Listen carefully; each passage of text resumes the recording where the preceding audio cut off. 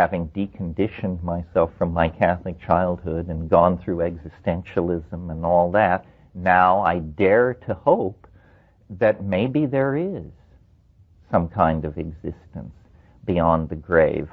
Well, first of all, let me say I don't know, but then here's what I think.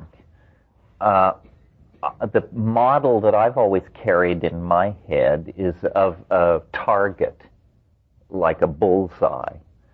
And at the center of the bullseye is the dimethyltryptamine high-dose experience, which, you know, even though I've spent my whole career raving about how strange it is, I always hit low. I mean, it is beyond description. Language fails. Your language, my language, everybody's language. And as you move out from that, maybe the next circle out is high-dose ayahuasca followed by high-dose psilocybin, or maybe those two are reversed. And then further out, LSD.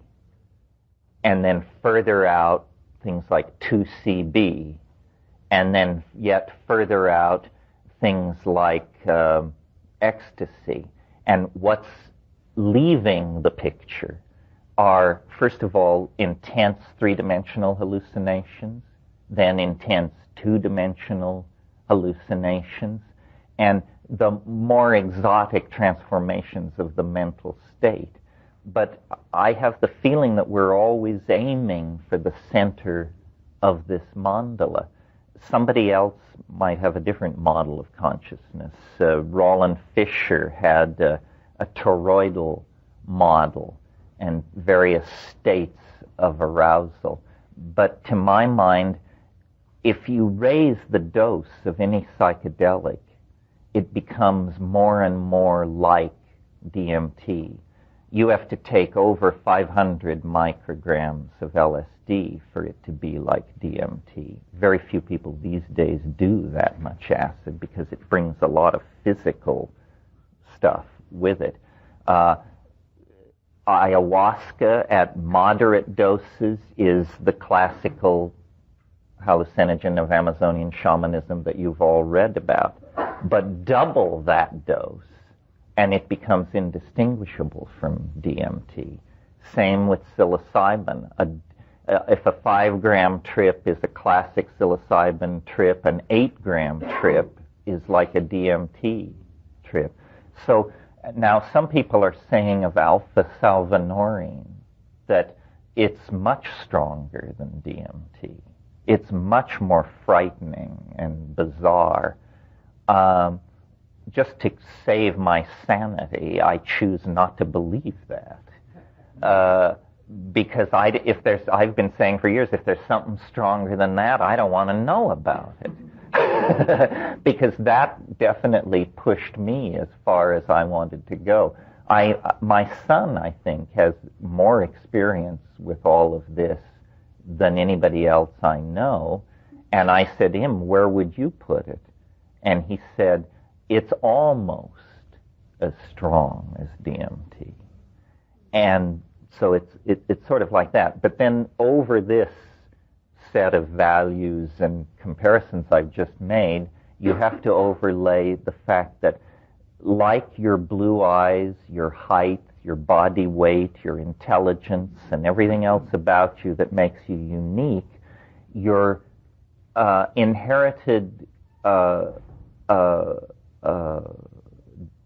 allotment of drug synapses is unique.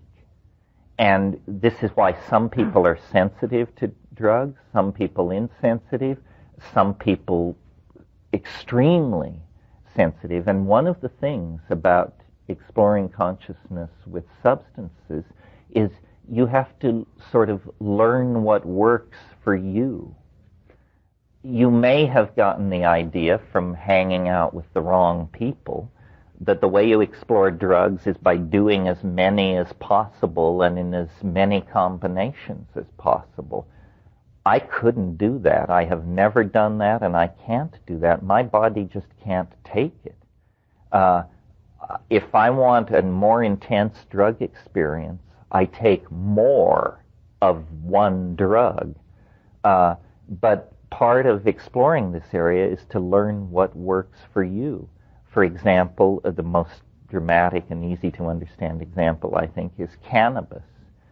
Most people, after a preliminary brush with cannabis, which may last years, tend to decide that it somehow interferes, or that they have memory problems or feelings of social paranoia, and abandon it. Some small percentage of people experience no short-term memory loss and basically can't live without it. I speak from first-hand knowledge of this condition.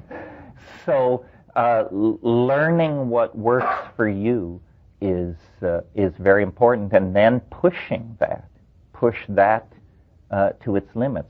What fascinates me, I'll just unload my personal opinion on you, are the tryptamine hallucinogens. I always found LSD too, what I call abrasively psychoanalytical. I don't want to endlessly reflect on my childhood upbringing and whether I'm a good or a bad person. I mean, I'll do a little bit of that, but I think I got that under control. I'm not interested in myself in quite the way some people are interested in themselves. What I'm interested in, and what's always been the holy grail for me, are visual hallucinations. And people have said, you're a nut on this subject. But the reason I'm so into visual hallucinations is because when I'm seeing something that I could not previously have even imagined, then I am completely convinced I'm in the presence of an other, because I couldn't think that up, and yet I'm looking at it. Low doses of psychedelics, or moderate doses of psychedelics, transform the quality of thought. You think faster, think deeper, think odder, think broader, but you need more for that to burst through into hallucination. And that always has fascinated me it's just, I guess, in my personality. I was thinking some months ago about the books that have really influenced me in my life, and, we try to make a respectable list that makes us seem profound. So, Moby Dick, Finnegan's Wake, Whitehead. Yeah, say, okay, that's the public list. What are the real books? Well, Bartholomew Cubbins and the 500 Hats, that was a biggie. But a really important book for me was a little book that Aldous Huxley wrote almost as a throwaway. I'm sure he barely gave it a thought. It's a book called The Art of Seeing. Seeing. And it basically, the message of this book can be given in one sentence. Pay attention to what your eyes are telling you. The eyes are it, and it's the visual thing that is so thrilling, so sexy, so infinitely deep. And in that book, Huxley tells you how to look at a painting by basically clear your mind, open your eyes, stand still. That's very important when viewing paintings. Stand still and let it come in. And then he gave advice. And, this is advice which I've seen acted out in both of my children. Incredibly simple advice in the world of child rearing, and incredibly important. And the advice was, draw from nature. Literally, with a pencil. Draw things. Because drawing things forces you to look at them. And don't draw from pictures. If you want to draw a bowl of fruit, get a bowl of fruit. And then what you look at is you see how, you say, oh, I see, when an object is red, its shadows are not black, its shadows are deep pink. And when an object has this curvature, then it spreads light around itself like this. And as you learn to look, this is a very impersonal process. You're not thinking about your childhood traumas or any of that stuff.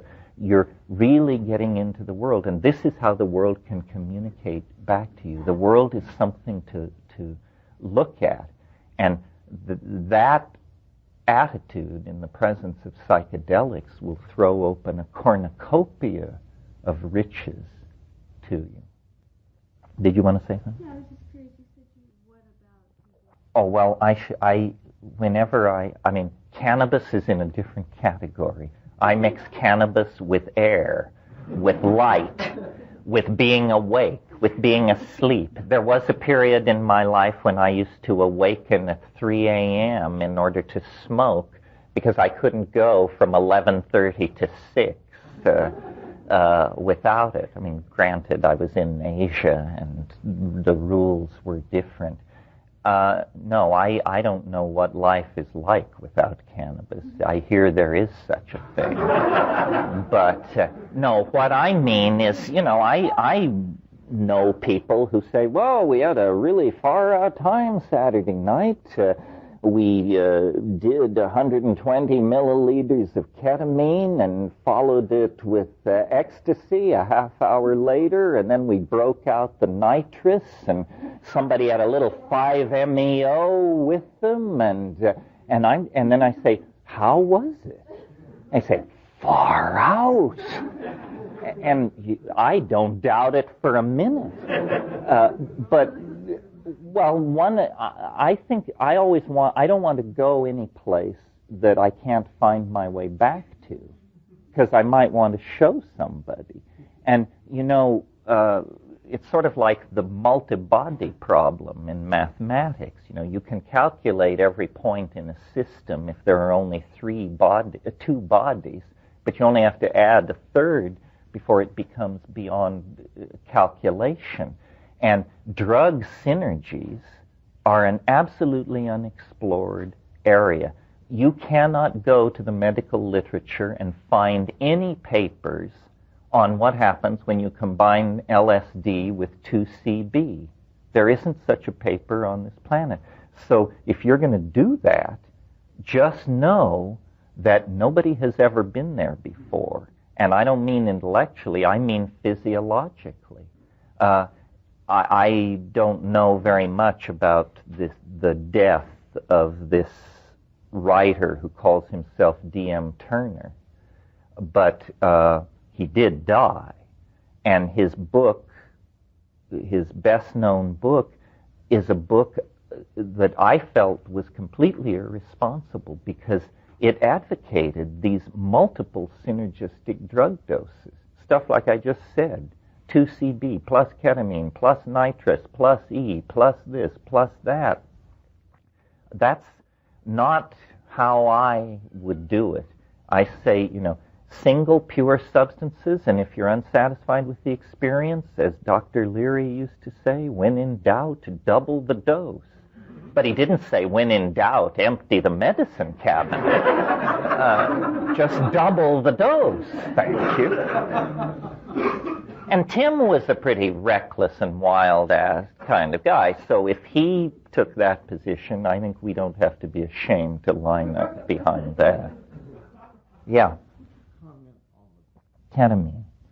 It has a lot of enthusiasts. First thing, the most effective way to do it is by injection.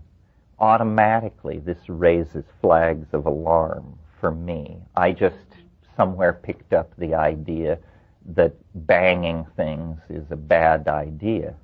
But let's move past that, because it can be snorted.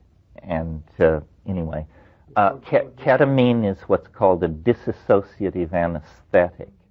It is not an alkaloid. It is a veterinary anesthetic. In other words, if you have a racehorse and you need to wrap its tendon or work on it in some way, this is the drug of choice.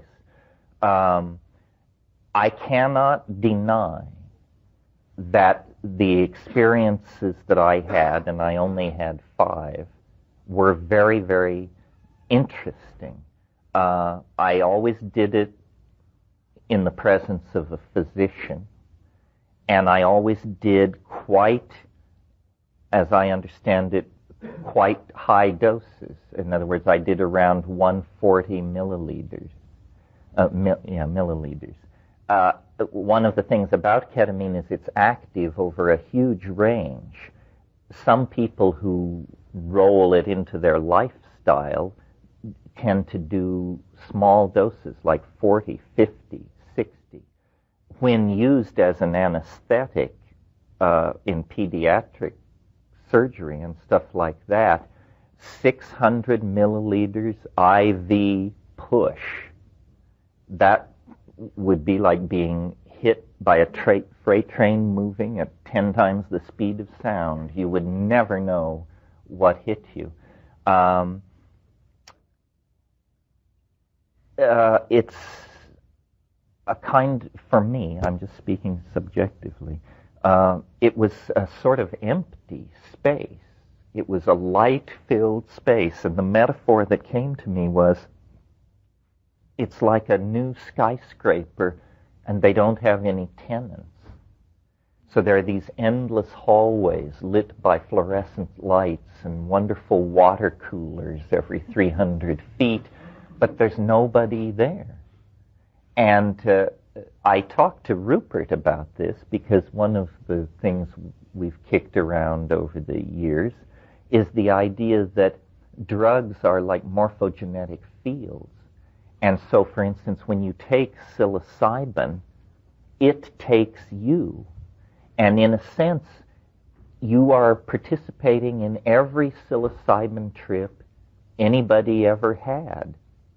And because it was taken for thousands of years by Mesoamerican shamans, it's been decorated by them, in a sense. It has their mark on it. And so the morphogenetic field is extremely stable. Nothing you can do in there. You may be able to carve your initials on a picnic table or something, but you're not going to be able to make major changes in that landscape. But suppose you're a drug chemist, and suppose you read one of Sasha's papers where he tosses out the thought that the O-methylation in the 4 position of the trimethoxy isomer of the this and that might be hallucinogenic, and you make it. Nobody has ever taken this drug. It's a synthetic drug. You have made it, and now you're going to take it. And in a sense, if you come down saying this was an incredibly beautiful visionary experience, the next person is very likely to have a beautiful visionary experience. If you come down saying it was nightmarish and I felt bugs crawling under my skin and stuff like this, what's happening is the morphogenetic field is crystallizing around this drug. And the feeling I had with ketamine was it's really pretty undefined territory. The one thing I learned from ketamine, and I actually have to give it credit for this, is I got so loaded on that stuff that I lost the concept loaded. And that's never happened to me before. I couldn't understand what was happening because I couldn't remember what being high is. And so here I am, and I sort of come into awareness, and I say, what is this? And then the answer is, who knows? Next question, who's asking? Answer, who knows? And so I just look at it for a while, and then suddenly, out of left field, this aha experience. I must be stoned. And then it's like everything crystallized. That's it! I'm a human being. I took a drug. I'm lying on the floor. This is a trip. He said, oh, this is a trip. Gotcha. Now I know what's happening. We're having a trip. Okay, let's have the trip. But until I got that sorted out, it was like the biggest, huh? So I would not, I don't prefer it because part of my ethic, I guess you would say, is that you should be able to communicate your experiences. It's almost like an obligation. It's like if you go fishing on our lake, you should give some of the fish to the village. If you go fishing and catch a lot of fish and eat them out in the boat and come back with nothing but bones for the village, then this is kind of bad behavior. So I stay clear of ketamine. I have a bias, it used to be stronger, against synthetic substances. But again, in fairness, I have to say, these drugs, people have different kinds of experiences. Like I've said to people on ketamine, you don't really hallucinate in the way that I want to hallucinate. People say, oh no, I had fantastic, it was beyond DMT. So again, the individual thing. And then what's the final thing? And then just physical things about ketamine. I don't like a drug so strong that the house could burn down around you and you would never bat an eye. And that could certainly happen on ketamine. At height, you have not a clue. They could remove your head and you would not bat an eye. And the other thing I noticed about ketamine is it really sticks to your ribs. In other words, the experience lasts an hour, you come down, but the next day you're driving on the freeway and comes a wave where you say, oh my God, what is this? And I think it sequesters in fatty tissue or something. And so that makes it a little dicey. Hope I didn't rain on anybody's parade here. The people who are into it are passionately into it. I accused one guy one time of being a monopharmaphile. I said, my God, you won't take a drink, you won't have a hit, you won't do... But this stuff, 5 times a day. Well, I'm as interested as you are. I don't have any special information. I did talk earlier in the weekend about this model of the hyperdimensional object intruding into three-dimensional space-time and through the miracle of metabolism, wrapping matter around itself for a few years, and then when the hyperdimensional form retracts out of this lower dimensional matrix, the matter that it's organized simply falls apart. I like that model. My DMT trips, as I think I mentioned this too, I've given it to some Tibetan guys, and they said, you can't go further than that and return. What he actually said was, it's the lesser lights. The lesser lights appear at the beginning of the bardo. The thing about DMT, and we didn't talk about it much this weekend, is that it is an inhabited space. A huge percentage of the people who take it encounter entities of some sort in there, not entities like wombats and foxes, but entities with intelligence of some sort, with language of some sort. Well, remember I talked about the principle of parsimony, of preferring the simplest explanation first? Well, when you have a drug which conveys you into an inhabited space, even the simplest explanation is going to be pretty baroque. Some people, including myself, wanted to leap to the conclusion, well, these must be the aliens. We finally found their hive. It isn't under the Atlantic Trench. It isn't inside Mount Everest. They're hiding inside this organic molecule. But I think in service of the principle of parsimony, preferring the simplest explanation, these things must be human souls. It's easier for me to believe in the human soul than to believe in a colony of extraterrestrials camped inside an alkaloid. But it's not that easy for me to believe in human souls. But still, the feeling you have from these things is one of immense affection for humanity. That wouldn't come from a diplomatic mission from Zenebel Ganubi.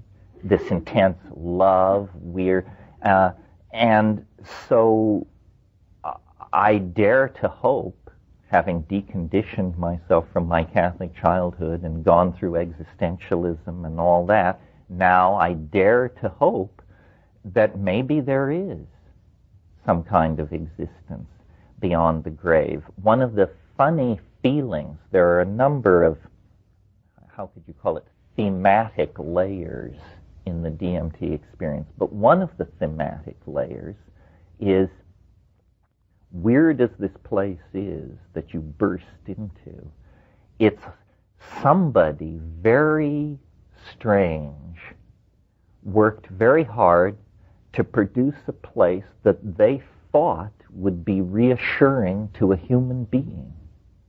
And the analogy, it's stronger than an analogy. The feeling that comes through is, this is like a maternity ward. It's as though you're being born.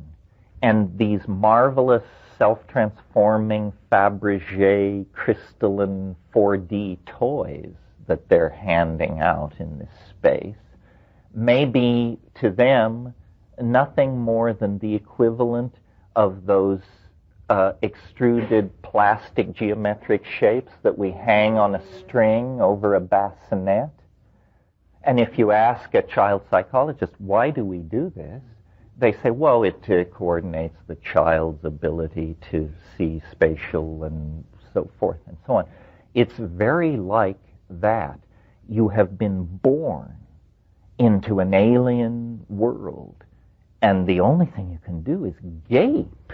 Basically gape in utter amazement, and everyone is surrounding you, and they're saying, welcome, it's okay, be happy. Well, then if it is like a maternity ward, then one can know as much about whatever universe that is as one could deduce about this universe from looking at the four walls of a maternity ward in a small hospital in, say, Salinas. In other words, if you were to actually die rather than smoke DMT, then if we follow this model, then you would be in that place, but there would be no going back to this world after 5 minutes. Instead, there would be the next 5 minutes in that place, followed by the next 5 minutes. And I can tell within hours you would be beyond the reach of all anything you have ever called humanness or thought of. In other words, this isn't a world where one comes back and whispers in the ears of people and bangs doors in the middle of the night. It appears like once out of the body, this incredibly enfolded and compacted field called the soul begins to unfold into its death rite, I suppose you could say. And quickly one would become incomprehensible to this world, and all that is retained is the affection for us in our limited situation. Of course, thinking along these lines, I've looked at the literature of near-death experience. What those people are describing is something far more mundane than a DMT trip. Either they are dumbing down the DMT trip and suppressing the oddness of it, or they're having a quite different experience, because what's being said in the near-death thing, generally, is a tunnel, and then loving relatives, reassuring and familiar people. The DMT thing is a tunnel, but it isn't loving relatives waiting at the end. It's a welcoming committee of professional midwives, and they help you through. So I would suggest, without great heat, that if we want to study the near-death and after-death experience, that actually you come far closer to dying, whatever that means, on DMT than you do in drownings and things like that. Well, any situation can be looked at from a point of view that reveals the whole fractal. In other words, what it's saying is experience is holographic on one level, but linearly sequential on another level. In a way, this leads into, or this is a continuation of this discussion of death, because if we leave off the historical modeling and turn toward the modeling of an individual life with the time wave, then again there is a message of hope. It says the most novel and amazing thing that will ever happen to you is the last thing that will ever happen to you. And I would like to believe that. I would like to believe that we gather our experience, we become wiser, we meet people, life becomes more novel, we have children, they have children, we have success, we have failure. Our life, you just get, if you're living right, your life should just get more and more baroque, beautiful, complicated, mysterious, and then you die. And then it really gets interesting. That's what this all seems to want us to believe. Let's put it that way. This is and then people say, well then if the world is fractal, then is it not true that the evolution of an individual could be extrapolated to be the evolution of the whole system? And then that leads to the mildly unsettling possibility that what this great transition we're moving toward is not T1 for everybody, but D1 for everybody. In other words, death. Death is the thing that really stirs us. We don't know what it is. We don't know whether we're supposed to flee from it or race toward it. And people say, well, then is it possible that, just to take the date 2012 as a marker, is it possible that everyone would die? It's possible. I've looked a lot at asteroid impactors because the people who study these things know that this is not an act of God or a miracle, that this happens. It has happened, it will happen, and it happens on different scales, from things like meteor crater in Arizona 50,000 years ago. Everything within 800 miles of that impact died instantly 50,000 years ago. But 65 million years ago, an object the size of Manhattan impacted in the Gulf of Campeche, and nothing on this planet larger than a chicken walked away from that. Well, now, you talk about ecological disaster, there's never been one like that in the history of the planet. Thousands, tens of thousands of species died. Entire orders of animals were wiped out. The continents were rearranged. But guess what? The flowering plants, of which we are so fond, and our own dear selves, of which we are even more fond, would never have had a chance to insinuate themselves into the evolutionary life of this planet had there not been that clearing out of the reptilian climax. So then you look at this, you say, well, was this the greatest mass extinction in history, or the greatest leap forward for biology in the history of the planet? And the answer is, it was both. Out of enormous death comes an enormous surge in the domain of organic novelty. I prefer to think that it is not a planetary catastrophe or a mass dying. And I'll tell you why. And this is a place, now we're working from the notebooks. In other words, this is not prepared for public consumption. This is something I meditate on in the baths. I can't help but notice that as novelty increases in time, according to this model, that the spatial domain of its focus narrows. So, for instance, in the early phase of the time wave, the stars are condensing and the galaxies are forming. We could say that the entire universe is moving toward novelty. But once carbon chemistry appears, the cycles of fusion in stars and production of heavy elements and things like this are stabilized. And the domain of novelty becomes biology. And for 1.5 billion years, biology evolves and adumbrates its forms and moves from the prokaryotes to the eukaryotes to the multicellular. The conquest of the land begins.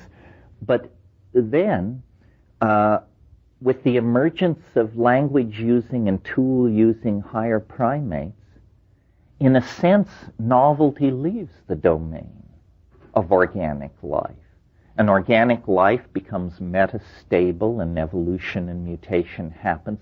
But where the action has moved to is into the epigenetic domain entirely defined on this planet by human activities. And so the human beings are the carriers of novelty. And that has gone on until about, pick a number, but basically 3,000 to 2,500 years ago. And then the novelty seems to concentrate itself in southern Europe. The Greeks take some kind of step that no other people have ever taken. You know, even today, if you go around the world and visit tribal people and ask to see their art, they show you, if you ask to see depictions of human beings, they show you symbolic depictions of human beings. That's what an African mask is. That's what a Sepik River carving is. These are symbols of human beings. The Greek mind crossed an invisible boundary, and somebody said, let's take a block of marble or some clay, and let's not symbolize a human being. Let us make a perfect topological simulacrum of a human being, a face that looks like a face, flesh that looks like flesh.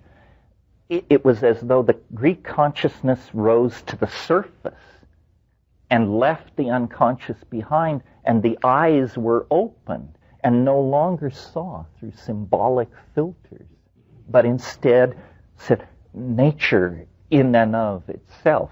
This is the foundation for science and art as we know it. So the novelty then was largely in the hands, and largely, I'm rushing here, exceptions are obvious, in the hands of what we call the Greco-Roman mind. And so it has been for a couple of thousand years. Well, then pick a number, 100 years or so ago, it further contracted the novelty. It further contracted itself into the high-tech industrial democracies. And now it has further retracted. One of the problems we're having in our society is there's a bifurcation going on in society. part of us are going with the new novel technologies that knit us together and make us dimensionless telepathic creatures through the internet. And some people are digging in their heels and saying, oh, no, beyond newspapers I can't go. And so those people are being left behind. They are practicing old-style culture in an equilibrium state. So now it isn't even all of the high-tech populations of the industrial democracies. As we get closer to 2012, if this process proceeds, then the source of novelty will constrict even further. And I guess it may eventually come down to one or two people or a group of people, and maybe those people will make a machine, and then the machine will be the source of the novelty, and all of us will be put out to the pasture of equilibrium and maintain the rest of the world as it was, but the novelty will have focused to some kind of incredibly intense point. And so, looking at it from that model, it's hard to see how it could be an asteroid impact or something like that, because that would affect all biology, all geology. It would completely violate this long-standing tendency of the novelty to concentrate itself. Well, now the Buddhists have an interesting perspective that maybe has something to do with this. There are many schools of Buddhism, and I don't want to get into that, but there are schools which hold the following doctrine, that if a single person could attain enlightenment, then all sentient beings in the cosmos would attain enlightenment instantly. In other words, that only one person or one being has to break through the boundary for the entire state system to collapse and rearrange itself. It's December 21st, 2012, and through the worldwide VRML hookup of the internet, everybody with an IQ above 10 has gathered in the great collective space to witness the first attempt to send a human being through time. And at the World Temporal Studies Institute at La Chorrera in the Amazon, the president of so-and-so makes a speech. The lady time traveler makes a speech. She straps on her helmet. She steps into the machine. The fanfare for the common man is played. A button is pushed. And off she goes into the future. Now, what has always been put against time travel schemes is what's called the grandfather paradox.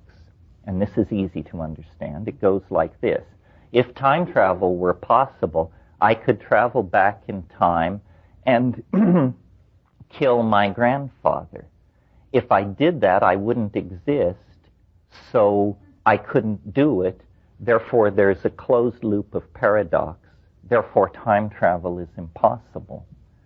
I put this to the mushroom, and it said, well, time travel is possible, but you can only travel backward in time as far as the moment of the invention of the first time machine.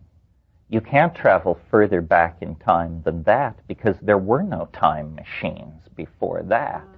So it's a kind of barrier. Well, so then I thought, so then here was my model of what would happen when the lady temponaut sails off into the future.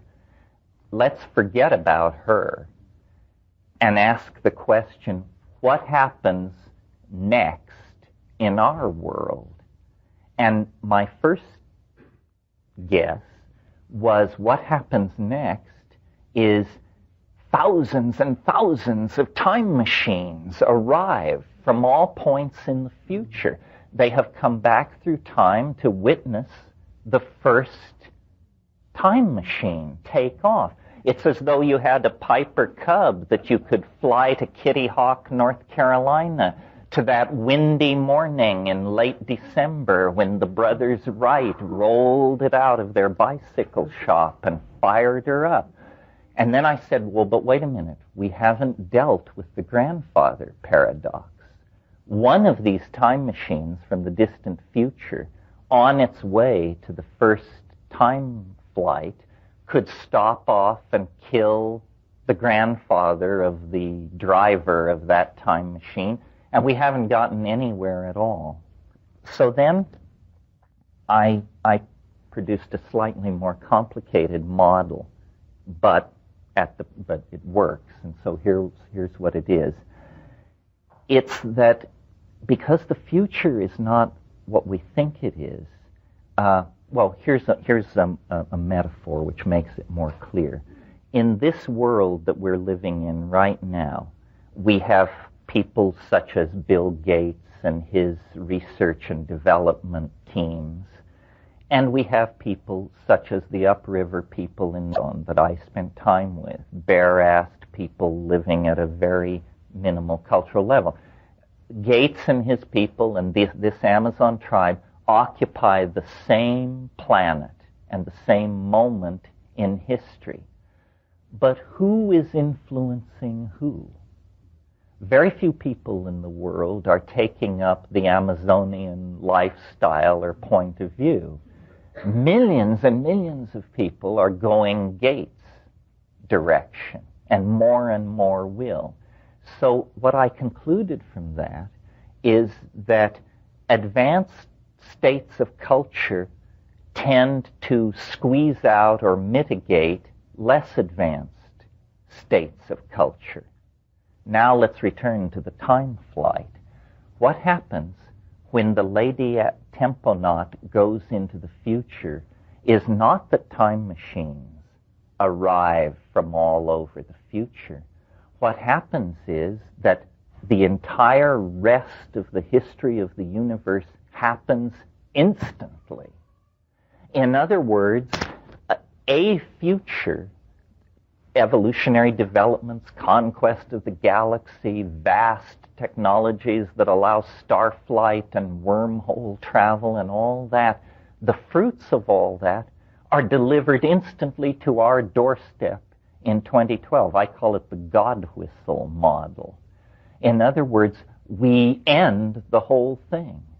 We collapse the state vector, and everything goes into a state of novelty. And what happens then, I think, is the universe becomes entirely made of light. This is a sort of the cherry on the cake. You know that there is something in physics called the principle of parity. This is that particles can appear out of nothingness as long as they appear in pairs, such that after a certain period of time, the two pairs are not the two the members of the pair encounter and annihilate each other. And when this happens, physicists say parity is conserved. Now, it's known in quantum physics that there is a phenomenon called vacuum fluctuation. Vacuum fluctuation is a situation where in absolutely empty space, suddenly out of the quantum subspace, particles jump into existence. They follow trajectories, they encounter each other, they annihilate each other, parity is conserved, and so it's okay. It's okay. Well, so then you talk to these quantum physicists and you say, well, how large can one of these vacuum fluctuations be? And they say, well, most of they last milliseconds, nanoseconds. You say, well, is there a theoretical upper limit on the size of a vacuum fluctuation dictated by theory? And they say, no. It's simply that the longer the fluctuation lasts, the rarer it is. So in other words, the longer a fluctuation lasts, the less likely you are to encounter one. Well, then you say, well, is it possible that this entire universe is such a vacuum fluctuation? You say, well, yes, but that would be very rare to have such a long one. You say, well, hell, you only need one. Calculating the probability of a unicate event is a fool's game. I mean, it's either 100% sure or zero sure. So here is a model, and I took this from the Swedish physicist Hans Alfvén, who hasn't gotten enough credit, but who's really a very interesting thinker. Imagine that the universe is this kind of vacuum fluctuation, a 17 billion year long vacuum fluctuation.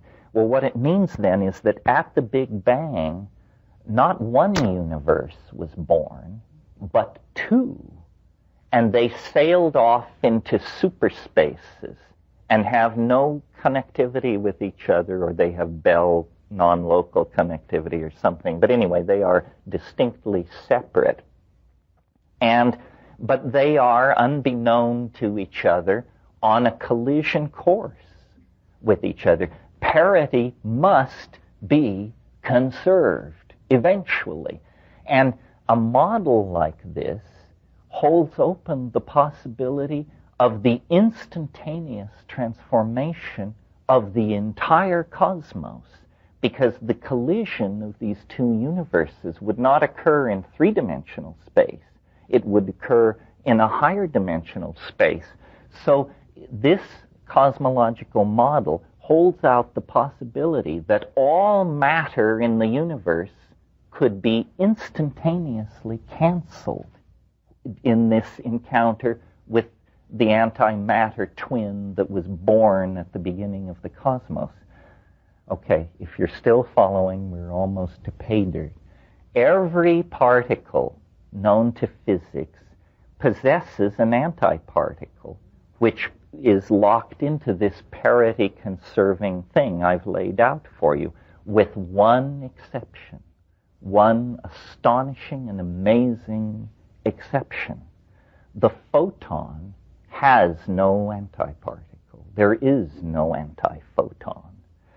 So this universe that is on a collision course with itself in hyperspace, at the moment of the conservation of parity, all matter vanishes.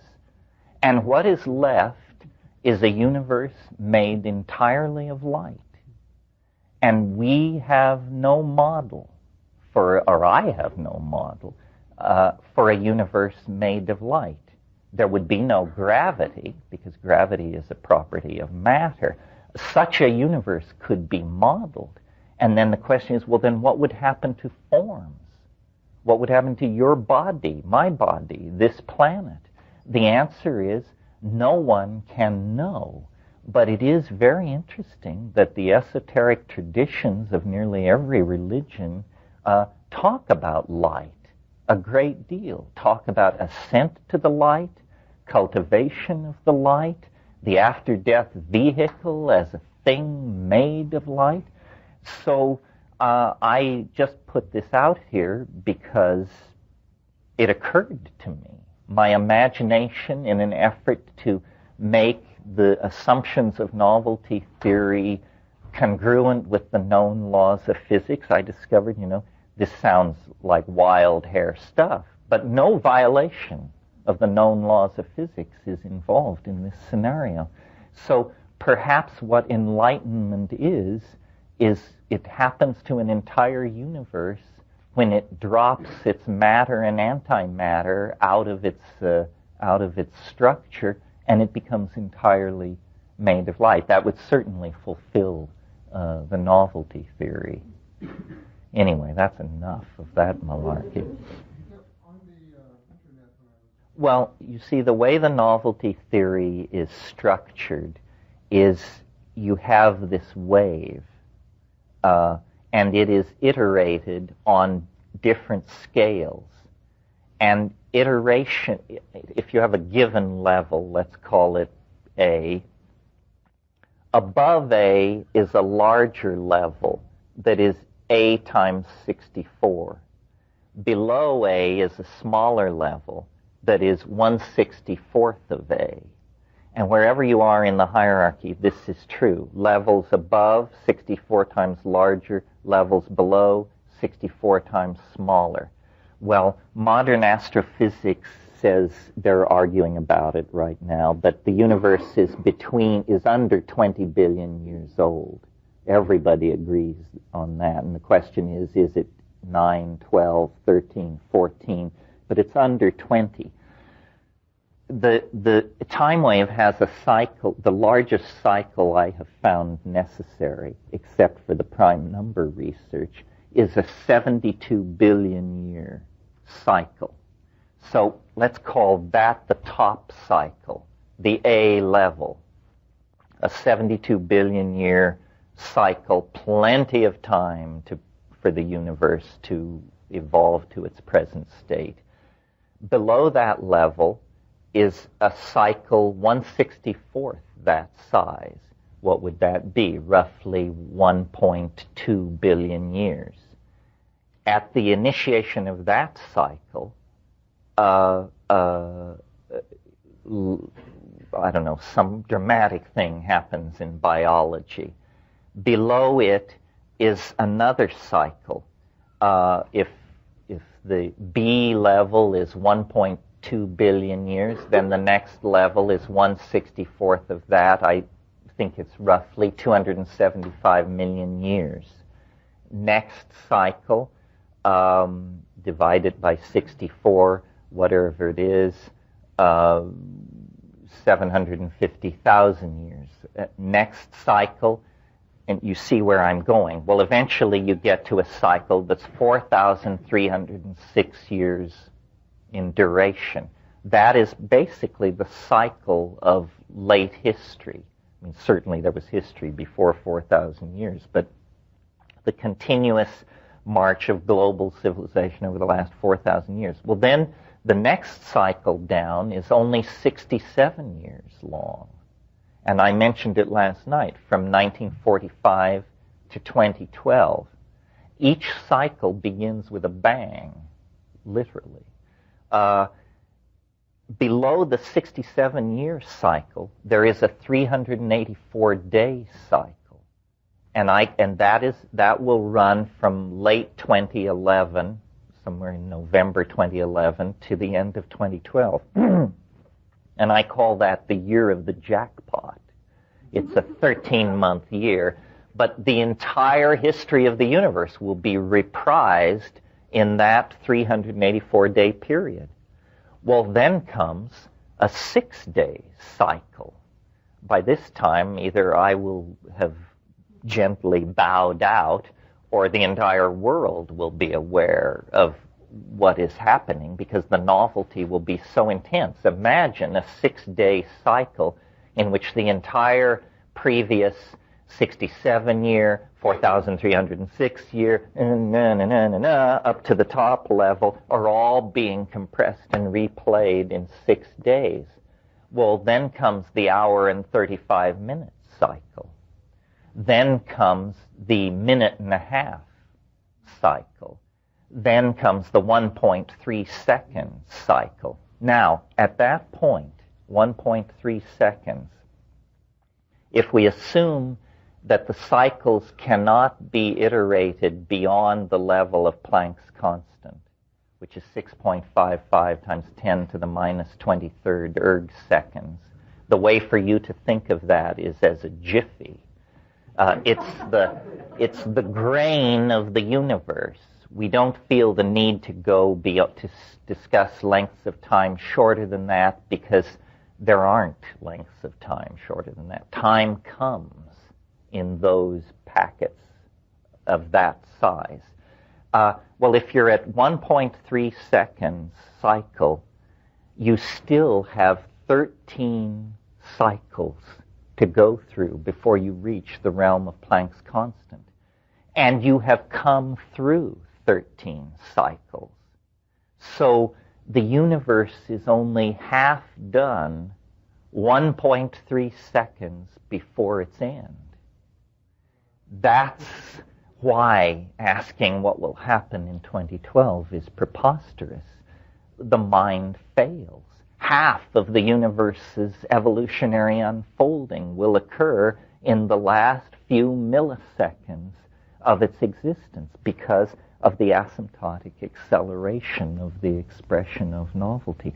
So it's this thing which began very gently, very stately, the march of the atoms, the condensation of the stars and the galaxies, the emergence of biology, the emergence of higher animals, the emergence of, and just into then a screeching photo finish where all the stuff is bundled together, squeezed together, connected, transformed, lifted into higher dimensions. And see, this is not a process we can take responsibility for or discuss our guilt or innocence. This is the cosmos itself tearing loose from its previous constraints and moving ever faster toward ever greater freedom with ever more appetite and momentum until it achieves its goal, which is infinite novelty throughout all space and time, holographic connectedness, God-mindedness, whatever your vocabulary is, yeah. Oh, yeah, this is a completely legitimate move. I mean, it's mind-boggling to think of this in human scales of time, that half of the universe's becoming occurred in a few milliseconds. But dig the fact, that is the position of orthodox physics as we sit here. It's simply that they say it happened at the beginning. I say it'll happen at the end. What they're saying in physics now is that the universe came into, the Big Bang occurred, and then a few nanoseconds after the Big Bang, there was this thing called the inflationary expansion phase. It lasted a few nanoseconds, and in those few nanoseconds, the universe became tens of orders of magnitude larger than it was. So it's a legitimate move in physics, however counterintuitive it may seem on the human scale, yeah. Have you worked with the many worlds? Well, the problem with the many worlds theory is it violates the principle of parsimony. In other words, that is not the simplest explanation. That's do you all know what this is? It's the idea that whenever a process in the universe encounters a bifurcation point, that it goes both ways. In other words,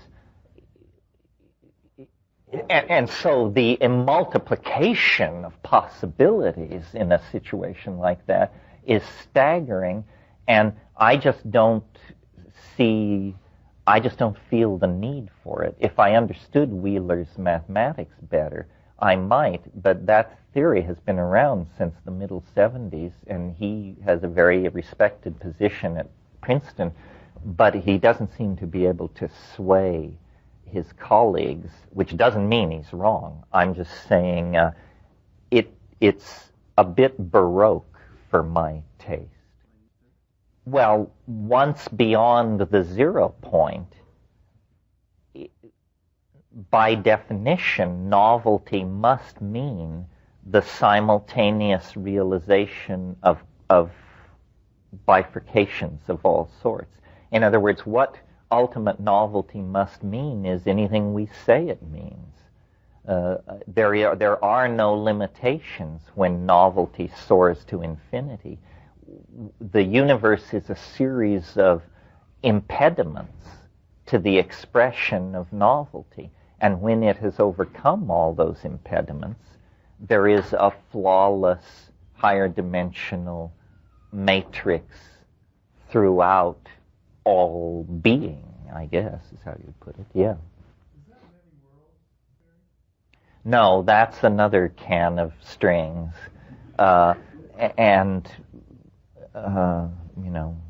That's a different thing and more exotic. There's a lot of this stuff going around. I am by no means the strangest cat on the block. Is this guy Alan Guth?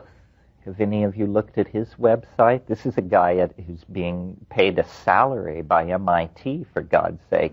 And his thing is all about making universes. And he says we can make universes and put them on the shelf. You know, made this one in February, botched that one in March, and talks about how the ultimate proof of the direction in which modern physics is moving is to make a universe. After all, if they begin from an area smaller than the diameter of the hydrogen atom, a major laboratory could just stamp them out like hotcakes. Of course, the question is, what are they good for? What do you do with a universe once you've made one? But as an exercise in the imagination, take a look at what this guy is into.